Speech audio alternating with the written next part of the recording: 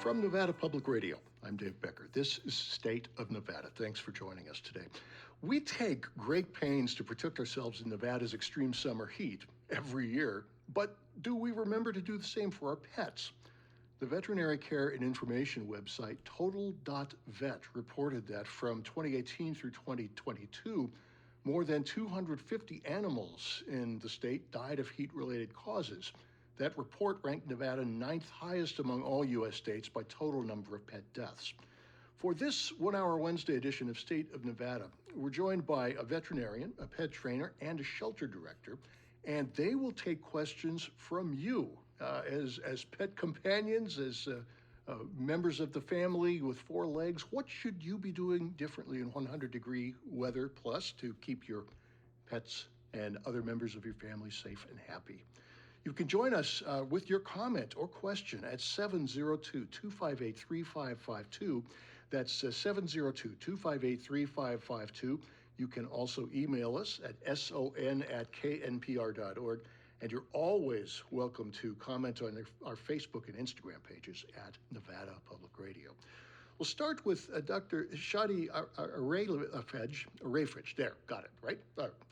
He is the founder, owner, and chief medical officer of VetTriage, a veterinary telehealth service. Dr. Ireifej, welcome back to State of Nevada. Thank you for having me back. You heard the statistic I just mentioned at the top about Nevada ranking in the top 10 worst states. Does that surprise you? It does surprise me. Every year I am utterly confused as to why some of these things are not just common sense. It's very hot here in the summers. June, July is hitting over 110, 115, 120.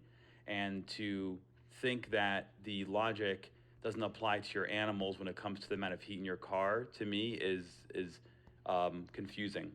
Whenever we get into our cars, we understand how hot it is. The seatbelt's hot, the seats are hot, the dashboard's hot. Why we would think that having an animal in there in the middle of summer is appropriate, I have no idea. Now, as I understand it, the total number of pet deaths in Nevada from heat-related causes counted in that report, it was 8 from 2018 to 2022. And the researchers hasten to point out that this is not necessarily the actual number. It is the figure that just includes deaths reported by authorities. So do you have some sort of a sense of the actual numbers based on the calls you get to VetTriage? Absolutely. It's going to be much higher than that. You're going to have cases that don't result in death. You're going to have cases that are not reported, right, to authorities. You're going to have cases that don't get reported to authorities but see a veterinarian, but they don't enter the statistics pool. So the number is going to be much higher. What that number is, I'm not really sure. On VetTriage, it's a global platform, and so we see heat stroke, heat exhaustion in animals from all across the world, but there's no way 8 is the actual number. It's going to be much higher than that. Yeah. Now, to get into the nitty-gritty, how can a pet owner identify signs of heat exhaustion in dog or cat? The tricky thing with heat exhaustion and heat stroke is that there's a variety of clinical signs or symptoms that you can see with your pet. You expect the obvious stuff, like my dog is panting really hard or really thirsty or lethargic or weak, but things like vomiting and diarrhea and drooling are also symptoms. So it can be kind of tricky that way. So it's really more circumstantial. Was your pet normal before entering the heat and then now not normal after being in the heat for some time? That's a pretty good indication that heat stroke or heat exhaustion could be the reason for that. But as a veterinarian, my job is to be open-minded. There could be something else that's afflicting your pet at that moment, and the heat situation is just a red herring. So I caution folks as to self-diagnosing their pet, although you want to be aware of what's going on in the surroundings and use common sense. You also want to make sure you do your due diligence for your pet's behalf to talk to a professional, educate yourself on these symptoms before making a final diagnosis and intervening with therapy. That kind of connects to my next question, which is what should owners do in cases like this? I think situations of heat stroke or potential heat stroke, there are multiple things that should be done as simultaneously, if at all possible. You want to not only tend to your pet, but you also want to consult with a veterinarian, and you also want to be on your way to a veterinary facility to get help.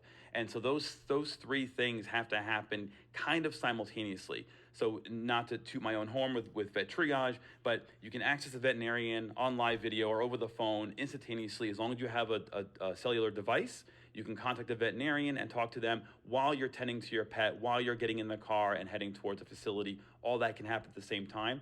I'm a fan of pet owners starting some treatment measures, common sense things like cooling your pet off, but that can also be dangerous if it goes too far in that other direction. I've seen it on VetTriage. So I want to caution folks that although you may know what's wrong with your pet, you still want to be careful when you intervene. Now, this is something that we've run across in getting ready for this conversation, where folks sometimes say you shouldn't cool off a heat-exhausted pet too quickly. Pouring cold water on them because it could put them in shock. Is there any truth to that? The rate at which you cool your pet off doesn't really matter in our eyes as veterinarians. What does matter is the endpoint. You can overshoot it. As you're cooling your pet, the body is struggling to try and get that temperature down. However, if you cool them beyond that critical temperature, you can overshoot it, and then now you have a pet that's hypothermic. And I've seen pets that have not only became sick from the interventions that have been utilized by pet owners on their own accord, but pets actually dying because they were cooled off too much. And so you already have a debilitated pet that's in shock from heat stroke. Now you're cooling them off, you go too far, now they're hypothermic, and that's grounds for disaster. So you want to be able to stop cooling them off at a certain temperature, which is why monitoring them during this process is so vital. Las Vegas's growth over the last few decades has kind of outstripped a lot of services, the ability of these services to grow with the city. Do we have enough in terms of emergency vet care, triage, things like that? Great question. We only have a handful of true emergency hospitals in Las Vegas. There are a large number of general practices, but general practices are not available 24/7. Emergency hospitals are, but emergency hospitals also reach capacity fairly quickly. They are struggling constantly with staffing issues. This is not a Vegas problem. This is not only national, but global issue with the veterinary shortage and understaffing and availability. So VetTriage is one means where you can speak to a veterinarian on live video and get expertise right away, affordable, convenient, and that way we can try to at least buttress some of these struggles we're having in the veterinary profession in terms of access to care. We are talking with Dr. Shadi Ireifej, who is the founder, owner, and chief medical officer of VetTriage. It's a veterinary telehealth service. And joining the conversation now is Lori Heron. She is the executive director of the Nevada SPCA in Las Vegas. Lori, welcome back. Good to have you back, too. Thanks, Dave. Thanks for having me back. I want to just jump back to the Total.vet report that Dr. Ireifej and I talked about a moment ago. The researchers mentioned the actual number was likely for deaths from heat causes, likely a lot higher than reported since they were basing the number on calls to law enforcement. You keep pretty close track of things like this. What do Las Vegas Valley municipalities require when it comes to reporting heat-related deaths of pets? Well, the law in Clark County is that once there is a heat advisory issued, you need to provide supplemental cooling sources in addition to the shade that they require for your animal if the animal is outside and it exceeds 85 degrees. That's the law. But I believe, and many people at our organization, that once those temperatures get over 85 degrees, you really need to keep your animals inside. A lot of people don't understand the level of heat penetration and how it affects the animals in Las Vegas. We see it a lot. We see it with people that are walking their pets into our shelter, and it's over 110 degrees. And I quote one of my coworkers who says, when you know better, you do better. And a lot of people don't understand that unless you're getting out to walk your animals before 8 a.m., as you would have needed to this morning, you really need to walk them when the temperatures are below 85 degrees, because if it's too hot for your feet, it's too hot for your animals. Dave, I like to go to the farmer's market at downtown Summerlin on Saturdays. I usually don't get out the door in time, and it's usually after 12 noon when it's already over 100 degrees. And I continue to see multiple people walking their dogs on sunny pavement when it's over 100 degrees. And I think it goes back to, it's just an educational problem where people need to, again, if they know better, they'll do better, and how to best take care of their animals and really understand the dangers of the heat in Southern Nevada. When you said just a few moments ago, it's the law. that you've got to take care of animals in these certain circumstances. Is this city law? Is it a state law? Where does it? So the city of Las Vegas and Clark County have very similar laws when it comes to providing shade for your animals outside when it's over 85 degrees. And then once there is a heat advisory at 105 degrees, to provide those supplemental cooling sources. That is the law. But again, we recommend that you do more than the law. And a lot of people don't understand exactly what the law is. And yes, you need to abide by the law, but even more importantly, you need to do what's best for your animal. What do the municipalities in the valley require in terms of reporting heat-related deaths of pets? Are there things that need to be done as formalities? Yeah, that's the law. You need to call your local animal protection services, and I believe it's required to veterinary facilities. And if you don't know which protection services you're under, if you're Clark County or City of Las Vegas, a lot of people don't understand that. If you call that agency, they'll direct you to the correct agency. All right, so say a neighbor loses a pet because of a heat-related problem. If a member of the public sees something like that, is that something they should report? And if so, I was going to ask where would the best place to call would be? I would. Well, I would start with Animal Protection Services.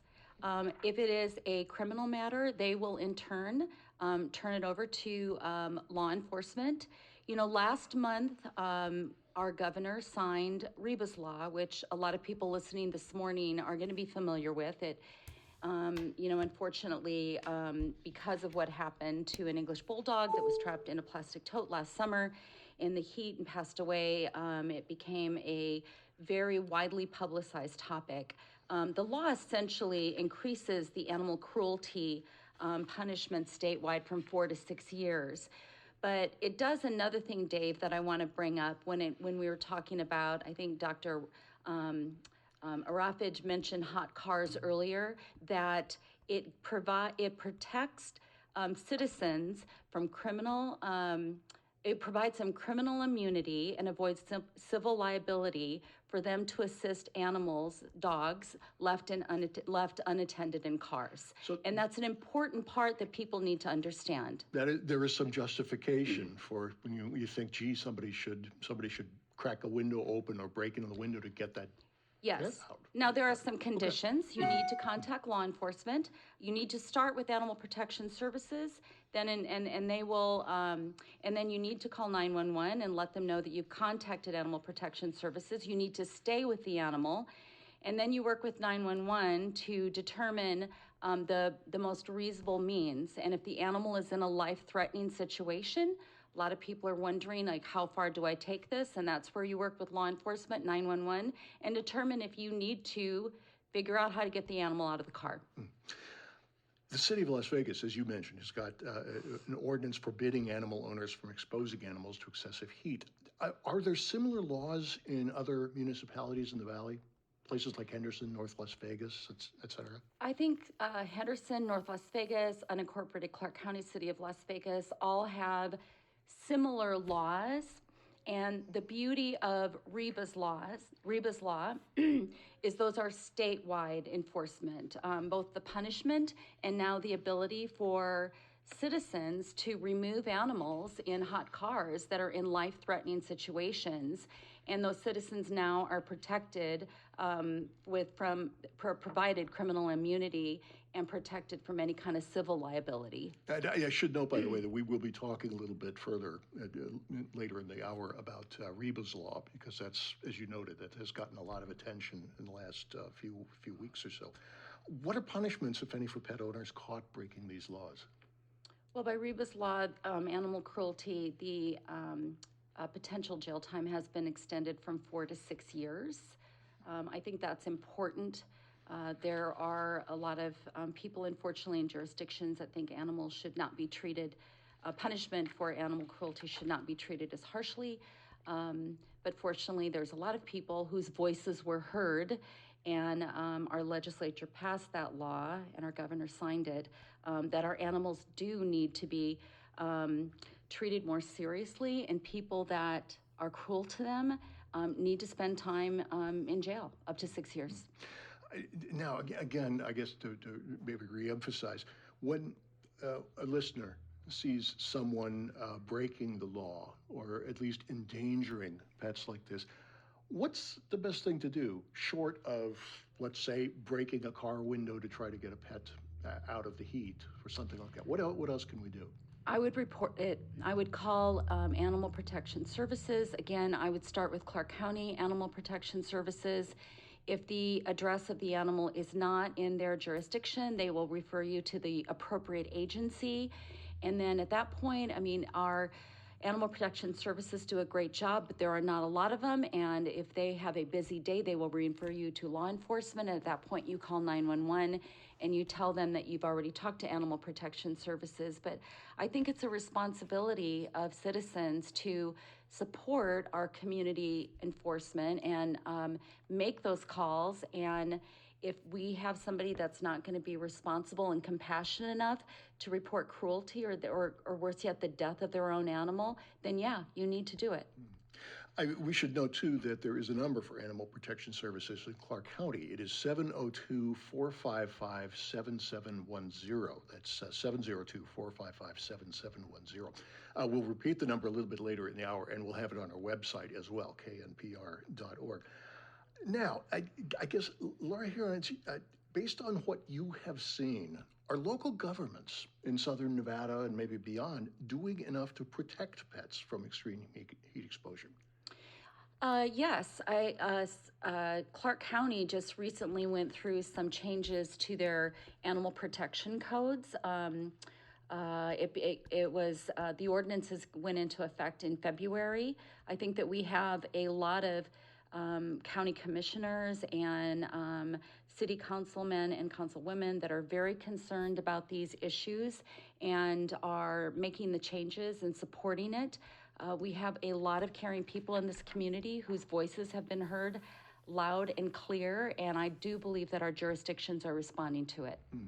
We're talking with Lori Heron, Executive Director of the Nevada SPCA, as well as Dr. Shadi Ireifej, he is the founder of VetTriage. And in a moment, we're going to be joined by Joanne Moritz, who is the owner and founder of Fur and Feather Works in Reno. Interesting outfit, and we'll tell you what they do in just a moment. A little later in this hour, we're going to want to hear from you. If you've got some thoughts on the best way to protect the pets and the animals in your life, or if you have some experiences that you want to share with us, our number is open. It's right here, 702-258-3552. That's 702-258-3552. You can also reach us by email. Just send a question to son@knpr.org. And we've also got Facebook and Instagram pages. Just look for Nevada Public Radio in one of those two programs, and you'll find us there. But again, the phone number is 702-258-3552. Joining us now is Joanna Moritz. She is the owner and founder of Fur and Feather Works. She bills it as Reno's largest pet training company. Joanna and her colleagues work with dogs, cats, and parrots. Joanna, thanks so much for joining us this morning. Of course, thanks for having me. You're in Reno. You've heard what we've been talking about with regard to statewide statistics and local laws, particularly in southern Nevada. What do you see in Washoe County? I mean, we don't get the temperatures that Vegas gets, thank God. Not to brag, but it doesn't get above maybe like 106, something like that in the summer here. So pets in backyards are in a little bit less danger as long as they have water and shade. But, you know, humans are humans everywhere, no matter where you go. And so we do have the dogs in hot cars problem. We do have the dogs without adequate shelter and water problems. People are going to people no matter where you go, unfortunately. Yeah. Are the laws in Washoe County similar to Clark County when it comes to protecting animals from extreme heat? They're similar, but it sounds to me like they are a little less stringent, a little less strict. But I suppose that's appropriate given it's also a little less hot here. I'm not actually the right one to talk to about the legal side. We deal with behavior and training and pet owner education, but I think if someone was interested in the laws around and enforcement, if you have a neighbor whose animal is outside and clearly too hot, I think the best thing to do would be to call animal services Got in it. Washoe County. In Washington. And they would have, they do have enforcement officers. They do very similar work to what Lori was describing in Vegas. And they can absolutely come out and do a welfare check and make sure that everything's okay. And if it's not, they can educate that owner, or potentially there probably are consequences, but I couldn't tell you specifically what they are. That's not my area of expertise. Okay. Now, as the owner and founder of Fur and Feather Works, the fur is taken care of with dogs and cats. The feathers, that's a matter for birds. And you work with parrots. Birds are typically indoor animals. Do they have special considerations we need to remember when it's extremely hot? By and large, parrots survive well in the same temperatures that humans do. So it is okay to take, temperature-wise, to bring your bird outside when it's warm. If you are comfortable, they're probably comfortable. If you're thirsty, they're probably thirsty. With birds, you need to be really careful about things like, can they fly away? Because that's devastating when that happens. So you'd want to bring them out in a harness or a carrier. But temperature-wise, generally birds do well in the same temperatures that humans do. So what do you tell the families you work with about keeping parrots safe? I mean, do you give them advice and just say, think about it the way you think about yourself? Yeah, essentially, yes. I mean, so for parrot, like you kind of touched on it, most pet owners keep their parrots largely in the house. We don't have a lot of people with aviaries or anything like that here because it does get really cold in the winter. So it's not appropriate for parrots to be outside year round. So most parrot owners keep them in the house. So yeah, I would say really the dangers for parrots are of flying away. No matter how much they love you, they are prey animals. And if something spooks them, their instincts scream, go, go, go, go, go. And they do. And sometimes they fly, even if their wings are clipped. Some, especially the little guys, are really pretty good flyers, even with clipped wings. Sometimes their instincts kick in and then they've flown away and now they're stuck and they don't really know how to get back to you, but now they're all alone. So that's really the danger of bringing your pet outside. Generally, if a human is pretty comfortable in the temperatures, if it's only 80 degrees or something and you're fine hanging out, your parrot probably is too. So what should somebody do if their bird has gotten overheated? Are there steps that one can take? Yeah, if your bird is overheated, so you can tell because they will hold their wings away from their body. They kind of hold their wings out a little bit and they pant like a dog or a cat would. So you'll see their little beak open and their little tongue going back and forth. And you need to cool them down. You need to bring them somewhere that is room temperature. Bring them inside into the air conditioning. I mean, some birds really, really enjoy a shower or a misting or a bath. Not all of them. So if your bird is one of those who really loves to get wet, then by all means, give them a shower. But, going back on what Dr. Ireifej said, that should still be done in the temperature of your house. Like, we don't want to cool them down too far so that we get into hypothermia. But I mean, I think if you just bring your bird back into the house, you're fine. Dr. Ireifej, if you want to say a little bit more about that. I mean, this is a different world from taking care of your cat or your dog. These parrots come from tropical areas, high humidity, high temperatures, extreme heat. So they are fundamentally, evolutionarily adapted to these types of temperatures. And also, I want to stress, too, the importance of education with pet owners who want to get parrots. These parrots can live for decades. They're incredibly intelligent, and they also are fragile creatures. A bird who's sick won't show you symptoms till they're really sick. And a bird that's pretty much going to pass away they're very, very ill. And these symptoms can creep up on you incredibly fast, whether it's environmentally related, like overheating, or some other inherent disease process. Pet owners need to understand and educate themselves before investing in a bird like this. They are beautiful creatures, a lot of fun to own, but also very complex and fragile.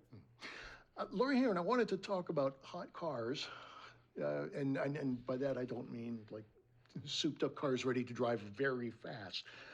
You've got, if you'll pardon the term, you've got a pet peeve about people leaving animals in hot cars. We talked about it a little bit earlier, but this is This is an area that a lot of us don't fully understand, and you've got some surprising facts to share about this, having to do with a 75-degree day, actually. Yes, I think a lot of people may have a good understanding of not to leave the dog in the car when it's over 100 degrees, but what they don't understand is the way that the science works, that even on a mild 75-degree day, you can leave your animal in a car for an hour and the temperature inside can rise up to 125 degrees, turning your car into a deadly oven. So our recommendation is just never leave your animals unattended in a car. I mean, let's face it, except for a few months in the wintertime, we don't have a lot of days where the temperatures are below 75 in Southern Nevada. So it's just not a good idea in this climate. And a lot of people, again, I think it's an education thing where they need to realize that they shouldn't be doing it anytime. Now, we talked a little bit earlier about what one can do if you see a pet locked in a car on a hot day. But Dr. Ireifej, people who like to take pets with them in the car can undoubtedly rationalize and say, I'm going into the post office, I'm going into the grocery store, I'm going to be out very, very quickly. Is it ever safe to do this? I wouldn't risk it. You don't know what's going to happen when you're entering that department store or the post office or whatever. You have options. Either leave your pet at home in an air-conditioned house or bring your pet inside into the establishment that you're visiting. Perhaps go through a drive-through if that's an option for that establishment.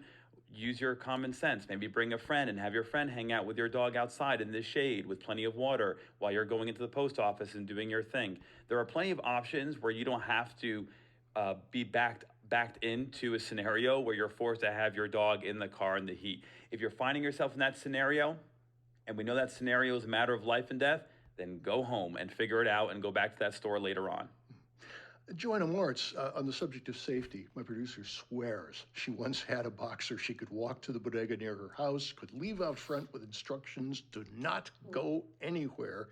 She'd run inside for a few provisions. As a trainer, do you recommend this? No, I actually really hate it when people do that. For the record, I believe your producer. I believe her that her dog would just wait for her outside the store. I actually think if I did that with my dogs, they would do the same thing.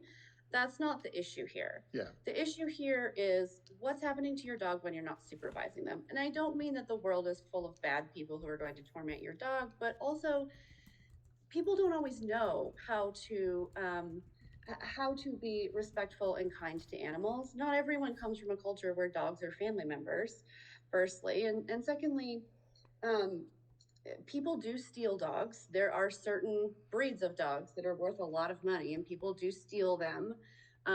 Well-intentioned people sometimes think that dogs left unattended don't have an owner and might take them, and then conveniently forget to get their microchip scanned for their real owner.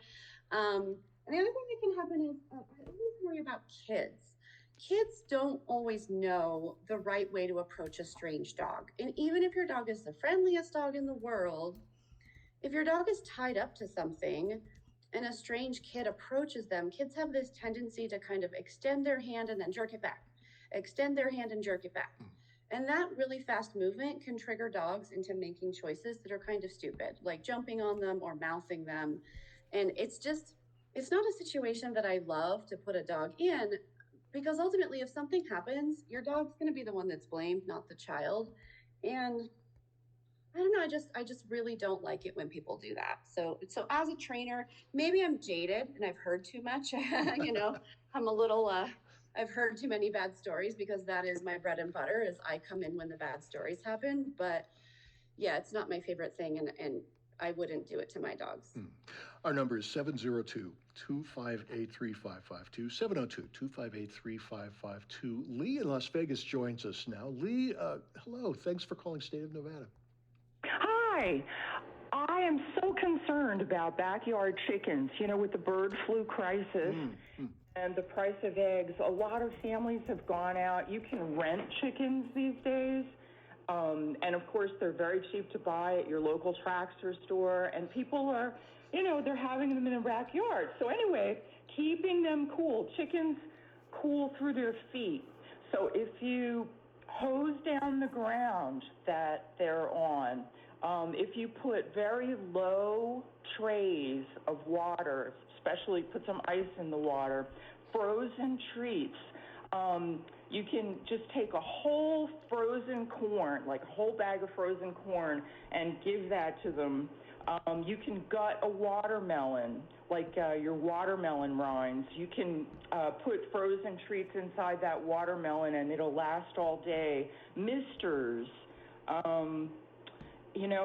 There's so many things that are important. If you find that they are in a heat stroke, which happens very frequently, if you have a swimming pool nearby, put them in the pool, and that often revives them. All right, Lee, thank you very much for the call. 702-258-3552, 702-258-3552.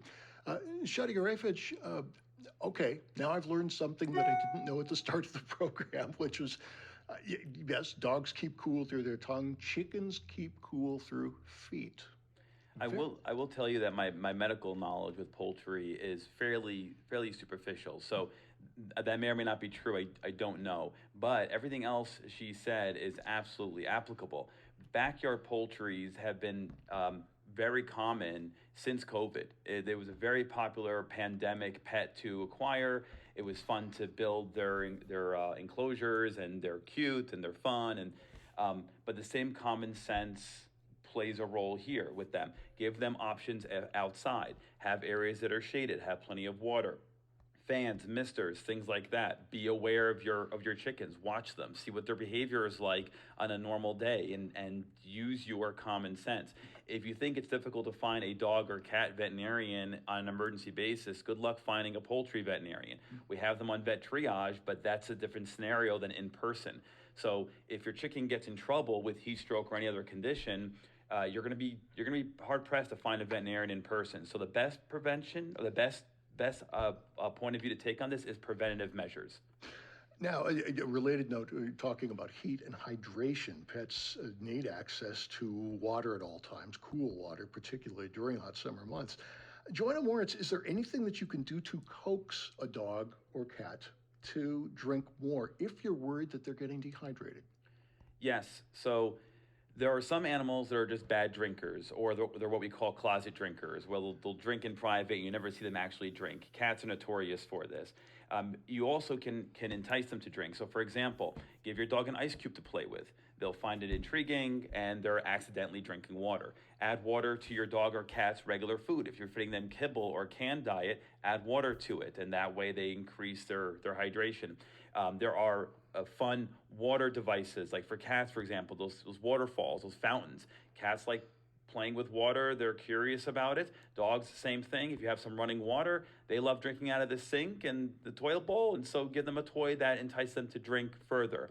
You can even look into electrolyte supplements like non-flavored Pedialyte to add to water too. It helps with the taste and the enjoyment of drinking water. So those are all various options you have for getting your pet to drink more water. You don't want to force water down their throats. That's not the goal. The goal is to get them intrigued by it and then have them purposely or accidentally drink more water. Do dogs generally have less of an appetite for liquid, for refreshment, when it's really hot outside? It really depends on your pet. There are some dogs that are bad drinkers and good drinkers. Some are bad eaters and good eaters. It just depends on the personality type of your pet. So obviously, as you're living with your pet, you'll learn their unique personality traits and figure out what category your dog is in.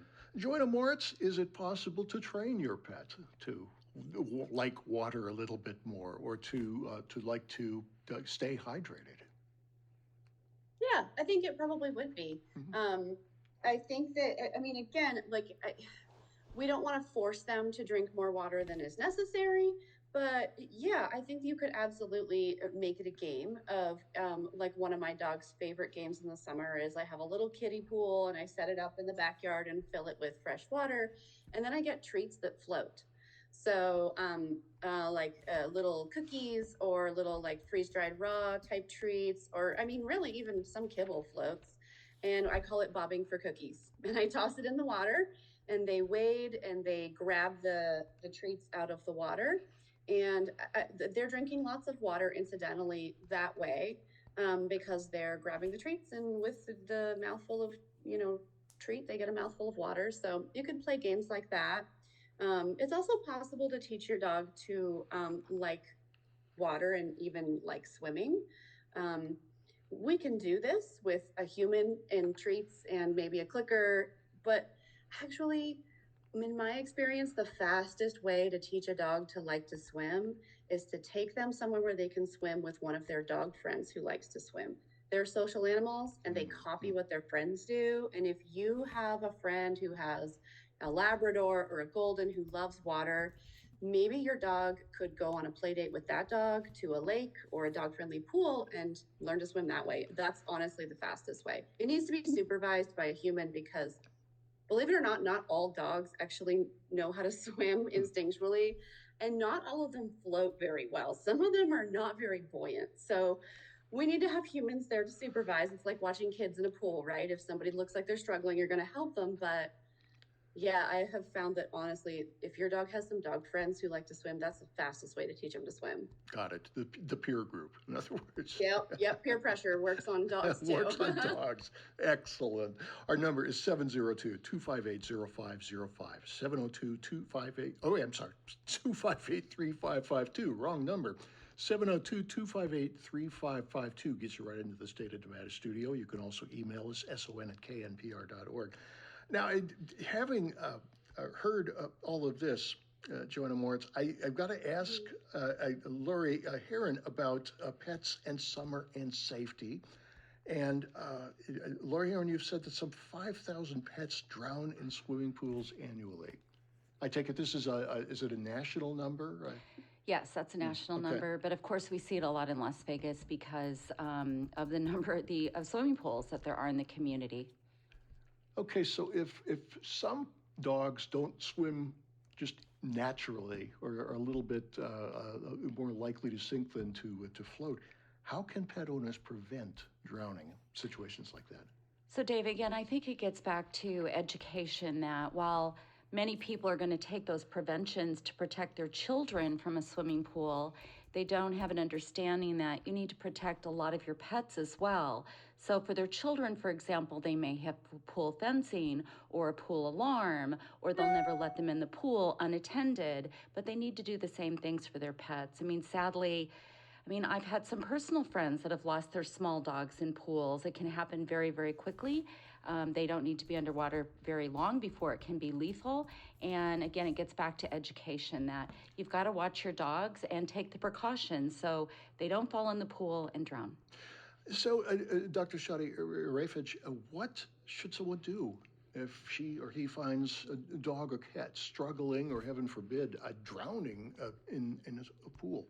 It's analogous to the heat stroke scenario. Number one, prevention is key. Just like what Lori said, use common sense. Also, know your dog breed. If you're looking for a dog who's super active, whether it be hiking or swimming or whatever, then make sure you pick a dog breed whose personality type tends to align with those interests. How many times do you see a Chihuahua or a Pomeranian swimming? Not very often. How many times do you see a Labrador Retriever or a Golden Retriever swimming? All the time. So there are certain breeds that absolutely love to be outdoors and swimming, and others just are not made for it. If you find yourself in danger where your pet is drowning or struggling to swim, obviously do your best to save them. Don't put yourself in harm's way, but save your pet if you're able to, and then, as usual, contact a veterinarian. VetTriage is a great example, and get advice for what to do next.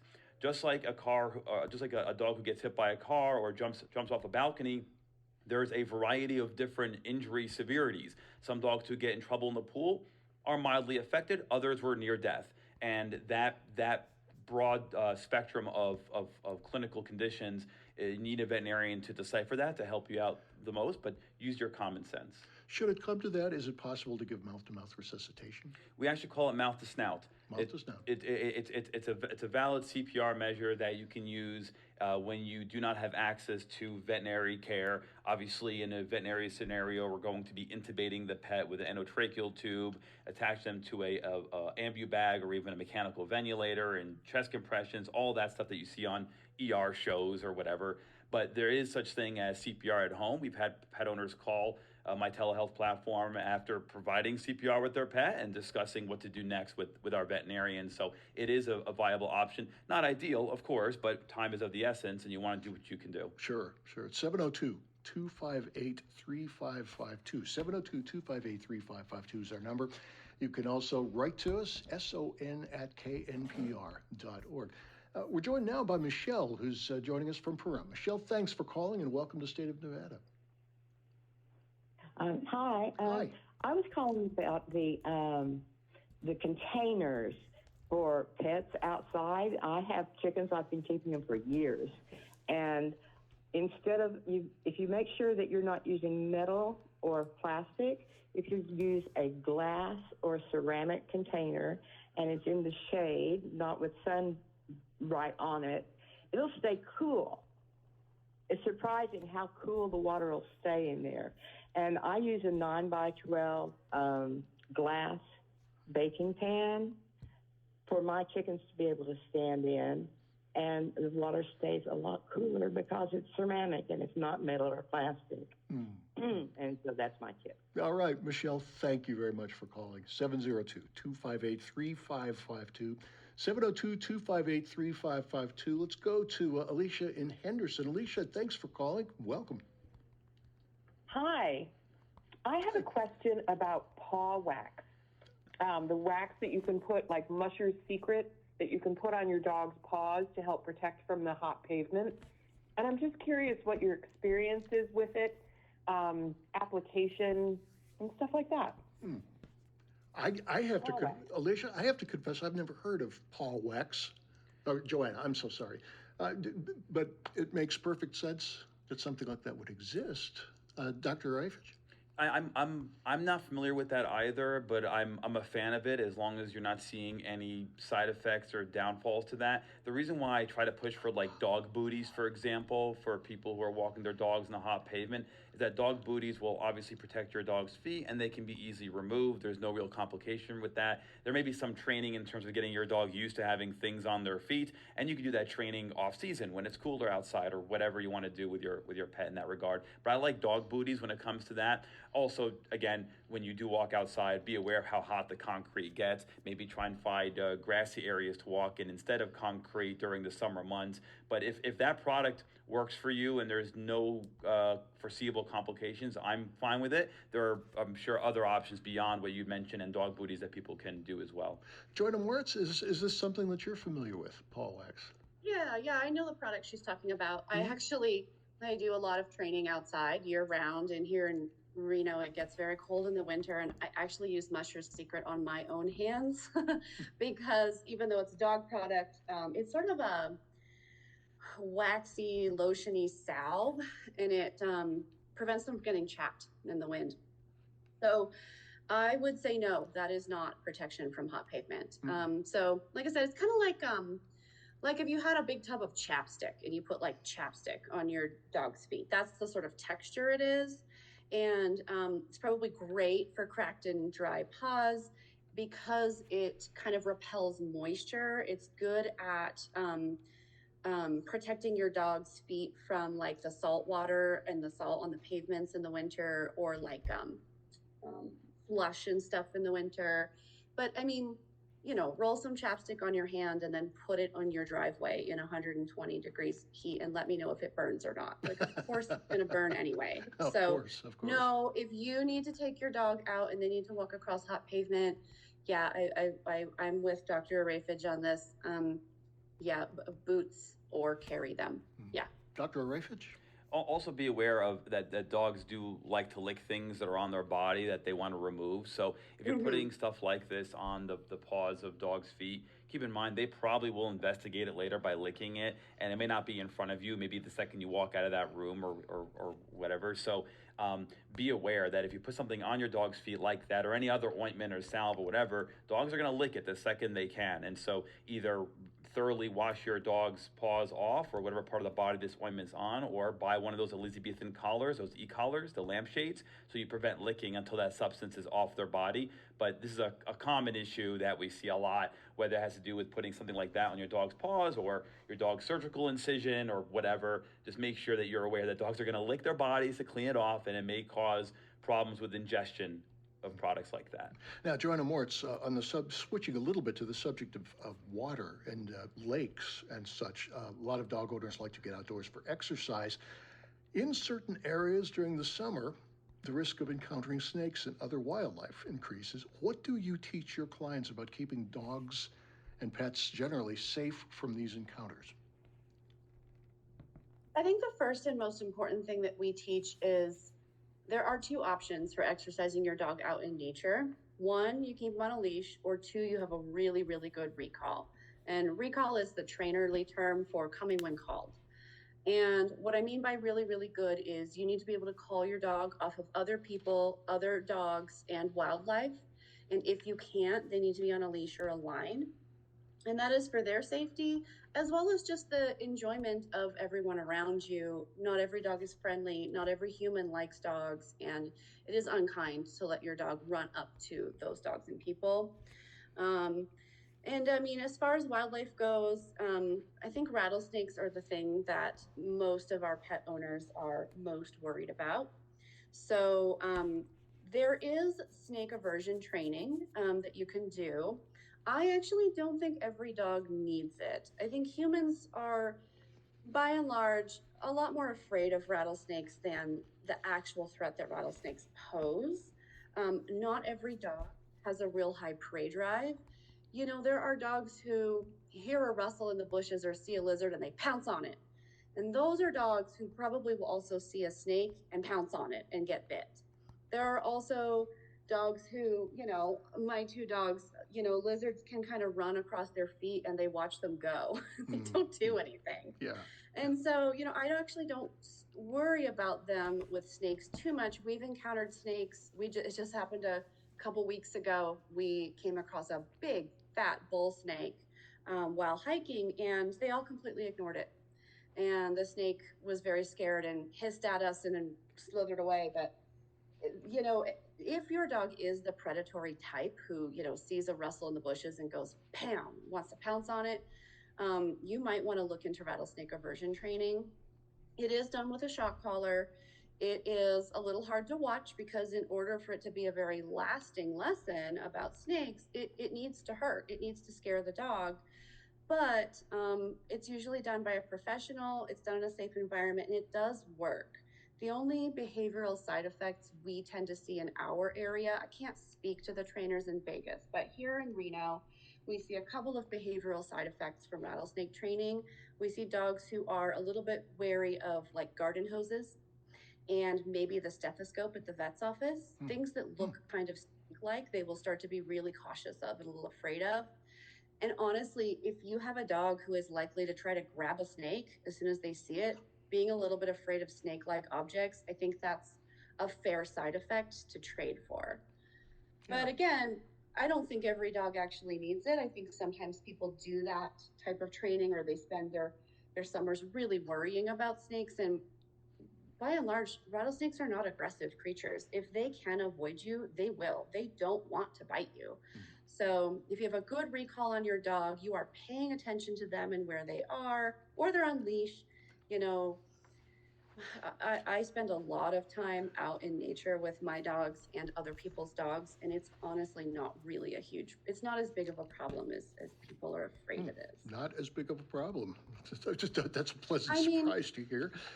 And I'm also not a veterinarian, so I don't see the worst of, you know, you can talk to the doctor about this, you know, I don't see the worst of the aftermath. Got it. My personal vet has said that she has noticed that the same dogs tend to come in for rattlesnake Joanna bites. Moritz, forgive me, the clock is working against us. Oh, I'm sorry. It's okay. No problem. Thank you for joining us, as well as thanks to Dr. Shadi Ireifej, Founder and Chief Medical Officer of VetTriage, and Nevada SPCA Executive Director Lori Heron. Thank you all for joining us today. I'm Dave Becker. It's State of Nevada.